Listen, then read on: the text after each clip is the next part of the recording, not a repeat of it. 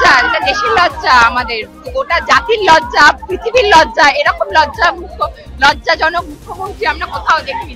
জাতির লজ্জা এটা। মানে আমরা সবাই এতদিন ধরে আমরা চেয়েছিলাম যে আজকে আমাদের বিচার, আজকে বিচার দিতে ব্যর্থ হলেন। বিচার কোথায় হলো এখন? এটা লজ্জা, মানে আমাদের টোটাল সিস্টেমের লজ্জা। মানে আমাদের সমস্ত বেটে ঘ করে দিল, তথ্য প্রমাণ লোপাট করে দিল, এভিডেন্স ট্যাম্পারিং থেকে শুরু করে সমস্ত। আর আজকে একটা বছর বাবা মাকে ঘুরতেও প্রাতিষ্ঠানিক খুন, এবং এর সাথে সরাসরি রাজ্য সরকার এবং কেন্দ্র সরকার জড়িত। তা না হলে ওই একটা ডাক্তার খুনের পরে দেয়াল ভাঙতে পারে না, বাথরুম ভাঙতে পারে না, প্রমাণ লোপাট করতে পারে না। শুধু একা যদি তার কাটা সঞ্জয় এটা করবে, তাহলে এই সরকার কেন ওই সঞ্জয়ের পক্ষপাতিত্ব নিয়ে বাথরুম ভাঙবে, দেয়াল ভাঙবে, প্রমাণ লোপাট করবে, তার যে প্লেস অফ ওয়ার্কার সেটা চেঞ্জ হবে? বোঝাই যাচ্ছে। ইভেন সন্ধ্যাবেলা পোস্টমর্টম করেছে, তড়িঘড়ি বডিটা দাহ করেছে, সবটাই বোঝা যায় যে রাজ্য চাইনি, রাষ্ট্র চাইনি, তাই তিলোত্তমা বিচার পাইনি।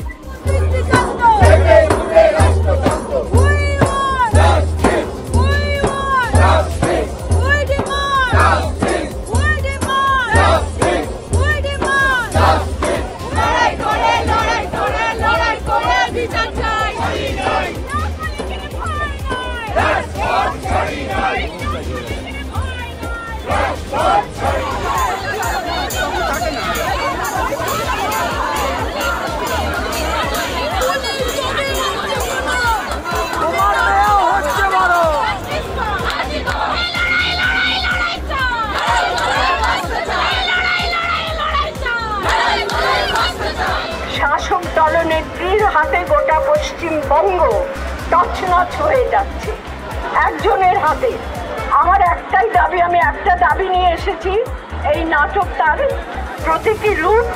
সেই দাবিটা হলো, যিনি অনায়াসে অক্লেশে সুপরিকল্পিতভাবে একটি সুস্থ স্বাভাবিক তরুণী চিকিৎসকের প্রাণ নিতে পারেন, তার কাছে আমার দাবি তিনি সেই নিহত চিকিৎসকের প্রাণটি আজকে ফিরিয়ে দিন। তিনি সর্বশক্তিময়ী, তিনি গোটা পুলিশ, গোটা সিআইডি, সিডি, সিবিআই সমস্ত দখল করে বসে আছেন বিচার ব্যবস্থা। তাহলে একটি প্রাণ নিয়েছেন, তিনি ফিরিয়ে দিতে পারবেন না কেন? গোটা রাজ্যকে তছনছ করে ফেলছেন। সর্বশক্তিমত্তা তার আছে, সেই সর্বশক্তিমত্তা দিয়ে তিনি আমাদের চিকিৎসক মেয়েটিকে ফিরিয়ে দিন, তার প্রাণ ফিরিয়ে দিন।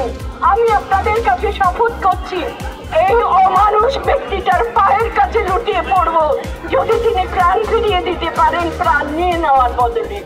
এটা আমার দাবি। এই দাবি নিয়ে আজকে আমি এই সমাবেশে এসেছি। আমার 76 বছর বয়স। 76 বছরের বয়সে এক বুকে আগুন, এক বুকে আলো, দুটো নিয়েই আপনাদের কাছে এসেছি। তিনি যদি ফিরিয়ে দিতে পারেন এই প্রাণ, যত পারেন তারপরে প্রাণ নেই, যদি ফিরিয়ে দিতে পারেন, আমি লুটিয়ে পড়বো তার পায়ে।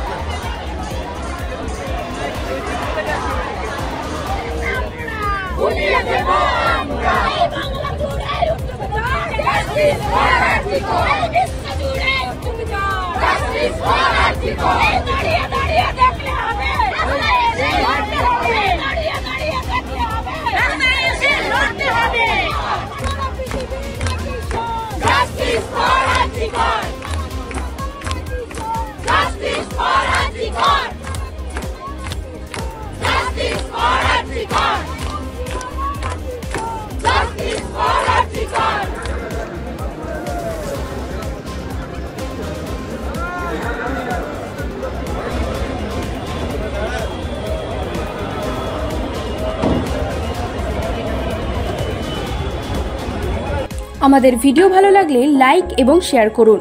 কমেন্ট সেকশনে গিয়ে জানান আপনাদের মতামত। আরও ভিডিও পেতে আমাদের চ্যানেল সাবস্ক্রাইব করুন এবং প্রতি মুহূর্তে খবরের আপডেট পেতে প্রেস করুন বেল আইকন।